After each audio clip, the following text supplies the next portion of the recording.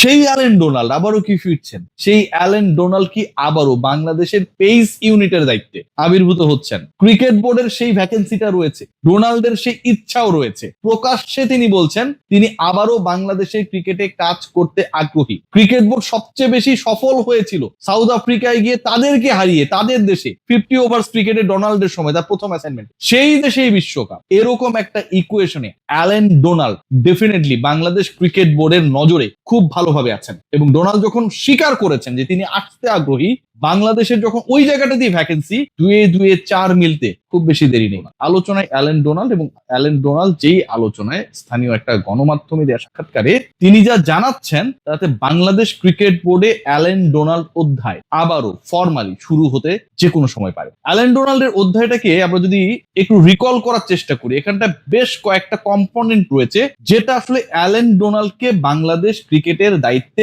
আবারও দেখা যাবার ক্ষেত্রে একটা বড় ভূমিকা পালন করতে পারে। দেখুন, সাউথ আফ্রিকায় গিয়ে সাউথ আফ্রিকার বিপক্ষে বাংলাদেশ ওয়ানডে সিরিজে জিতেছিল, মনে করতে পারেন সাউথ আফ্রিকায় গিয়ে সাউথ আফ্রিকার বিপক্ষে ওয়ানডে সিরিজ জয়। এবং 2022 সালে বাংলাদেশ যখন সাউথ আফ্রিকায় গিয়ে সাউথ আফ্রিকার বিপক্ষে ওডিআই সিরিজটা জিতলো, সেই সিরিজেই বাংলাদেশ দলের সাথে ফর্মালি যুক্ত হন অ্যালেন ডোনাল্ড। ওই পার্টিকুলার সিরিজে অ্যালেন ডোনাল্ড ব্যাটিং বোলিং উভয় ডিপার্টমেন্টে বাংলাদেশে, এবং তিনি তার দেশের বিরুদ্ধে ওই সময়টায় ফর্মালি কাজ করেছেন, যেহেতু তিনি he was assigned as the pace bowling unit coach of Bangladesh.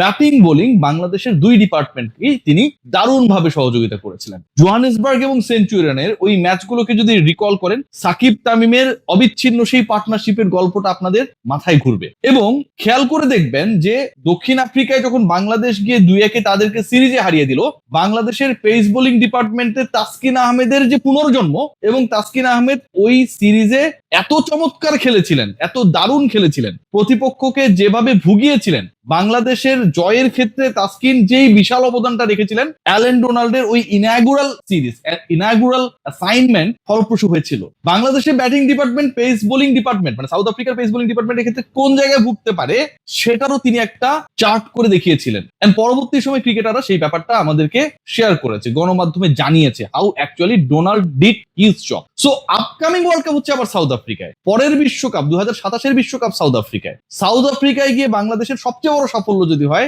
South আফ্রিকার এগেনস্টে 2-1 সিরিজ জেতা, ওয়ানডে সিরিজ জেতা, সেই একই ফরম্যাটের বিশ্বকাপটা যখন একই দেশে অনুষ্ঠিত হবে আর বছরখানেক পরে, ঠিক ওই সময়টায় বাংলাদেশের ওই সিরিজ জেতানোর ক্ষেত্রে টনিক হিসেবে, মাস্টারমাইন্ড হিসেবে যিনি কাজ করেছেন, আপনি তাকেই চুজ করবেন। Point number 1। পয়েন্ট 2, অ্যালেন ডোনাল্ডের চাকরিটা গেল কিভাবে, বা অ্যালেন ডোনাল্ড কি কারণে চাকরি গিয়েছে, এই কথাটা বলা ভুল হবে। তিনি আগ্রহী ছিলেন না তার কন্ট্রাক্ট রিনিউ করার ক্ষেত্রে। নাজমুল হাসান পাপনের ওই সময় বোর্ড ছিল, ক্রিকেট অপারেশনস এর দায়িত্বে ছিলেন জালাল ইউনুস ভাই। এবং বাংলাদেশের ক্রিকেটের সবচেয়ে বিতর্কিত অধ্যায়ের একটা ঘটনা ঘটলো 2023 world cup. Donald that time was the pace bowling coach.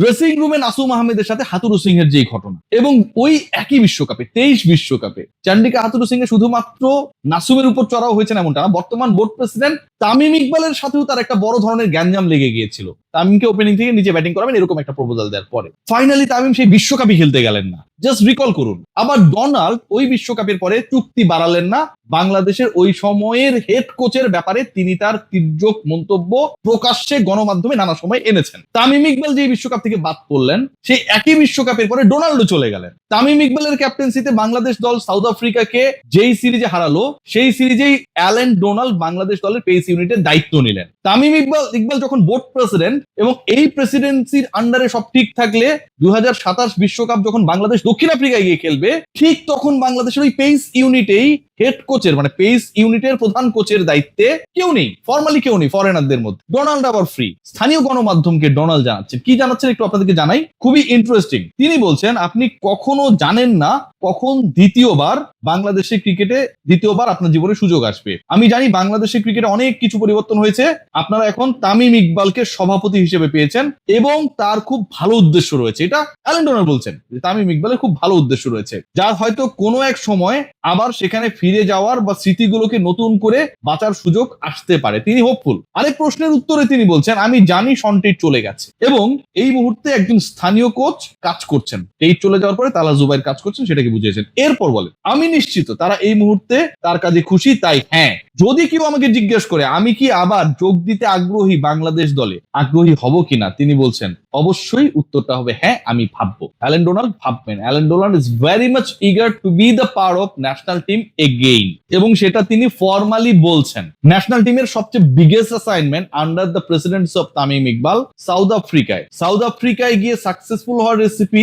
বাংলাদেশের পেস ডিপার্টমেন্টকে আরো ক্ষুরোধার করার রেসিপি অ্যালেন ডোনাল্ড থেকে কেউ জানে না। কারণ এই লোকটা এখনো তার, মানে বললাম তো, বিসিবির সাথে তার কোনো কন্ট্রাক্ট নেই, বাট এখনো তিনি সেই হোয়াটসঅ্যাপ গ্রুপটা মেনটেন করেন, যেই গ্রুপের সদস্য তাসকিন, মুস্তাফিজ, শরীফুল, খালেদ, এবাদত, হাসান মাহমুদ সবাই। সেই অ্যালেন ডোনাল্ড আবারও কি ফিরছেন? সেই অ্যালেন ডোনাল্ড কি আবারও বাংলাদেশের পেস ইউনিটের দায়িত্বে আবির্ভূত হচ্ছেন? ক্রিকেট বোর্ডের সেই ভ্যাকেন্সিটা রয়েছে, ডোনাল্ডের সেই ইচ্ছাও রয়েছে। প্রকাশ্যে তিনি বলছেন তিনি আবারও বাংলাদেশের ক্রিকেটে কাজ করতে আগ্রহী। ক্রিকেট বোর্ড সবচেয়ে বেশি সফল হয়েছিল সাউথ আফ্রিকায় গিয়ে তাদেরকে হারিয়ে, তাদের দেশে 50 ওভার্স ক্রিকেটে ডোনাল্ডের সময় তার প্রথম অ্যাসাইনমেন্ট, সেই দেশেই বিশ্বকাপ। এরকম একটা ইকুয়েশনে Allen Donald definitely Bangladesh cricket বোর্ডের নজরে খুব ভালোভাবে আছেন। এবং ডোনাল্ড যখন স্বীকার করেছেন যে তিনি আসতে আগ্রহী, বাংলাদেশের যখন ওই জায়গাটা দিয়ে ভ্যাকেন্সি, 2-2 4 মিলতে খুব বেশি দেরি নেই।